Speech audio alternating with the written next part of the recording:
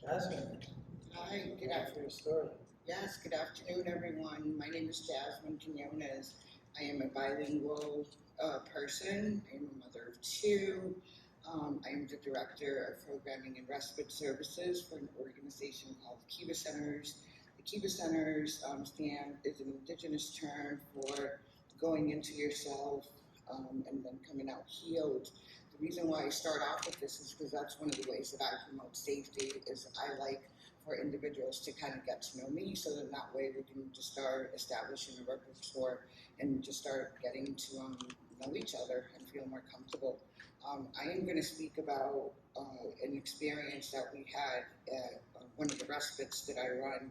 Um, we get individuals who have all walks of life. We, they come from all over the state of Massachusetts. Everybody has their own unique set of circumstances. But in this particular case, we had somebody that was dealing with some domestic violence, and they've been in a long-term psychiatric unit for a very, very long time. And they were ready to step down out of the hospital, but due to their trauma and obviously some of the circumstances that I had gone through, it was very difficult for them to be able to find placement.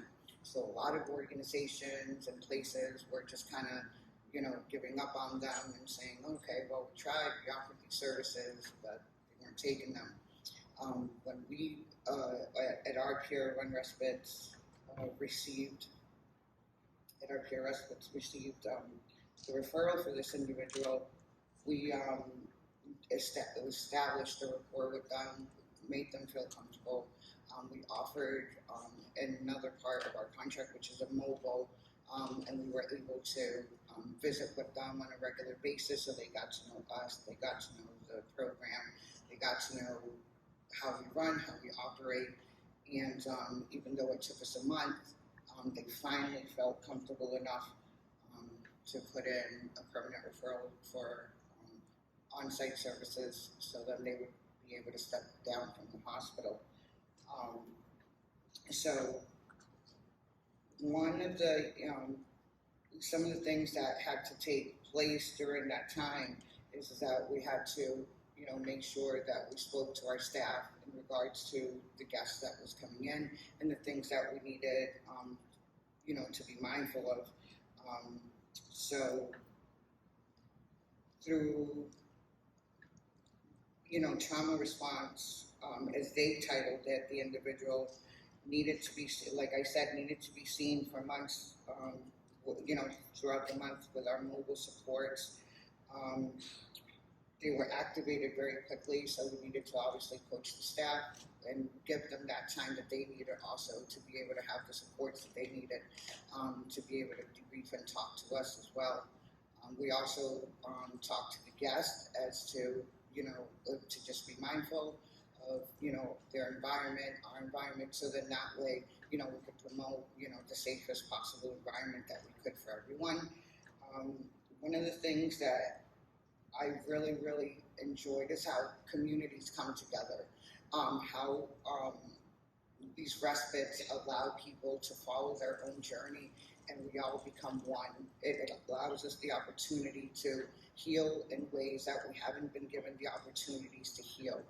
And so it was such a beautiful dynamic to see everybody just be mindful and being able to take space and be able to say, hey, these are the supports that I need, these are the supports that I don't need. We were also giving our staff plenty of time to check in with management because it's very heavy for the staff as well. And when something is peer run, we're utilizing a lot of our own lived experiences, to be able to connect with our guests. And, that can also be an activator for our staff as well. So we wanted to give them the space and the time that they needed to also be able to process things. So we did fun things, not just checking in with each other, but like Nancy had mentioned, we were doing coffees and we were doing different activities just to make sure that the staff knew that they were valued and cared for. And we were also checking in with other guests on a regular basis. And to the point where the individual guest stayed with us for 14 days.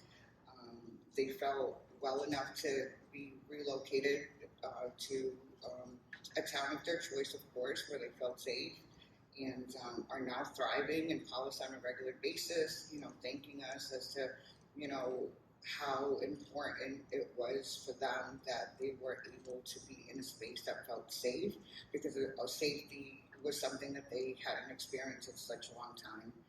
And, through our work and mindfulness, we were able to promote that. Um, so, I mean, when it comes to safety and it comes to providing safe spaces, that's our number one priority at the Kiva Centers. It allows us the opportunity to be able to give individuals the space and time that they need to heal. They know their story better than anybody else, and it's just such an honor to be able to say you finally come to a place where it's about you and the things that you need for yourself. And we're always looking to make sure that people feel like they're heard and service them in the ways that they need to be serviced. Building communities all the way around, partnering up, collaborating, and doing the best type of work that it is that we can do, and being accommodating, on many different levels, from languages to making sure that we have the right accessibility at our respite, and obviously giving folks the time that they need to be able to heal and follow their own paths and journeys. Thank you. I'm really honored and privileged to be here. Thank you.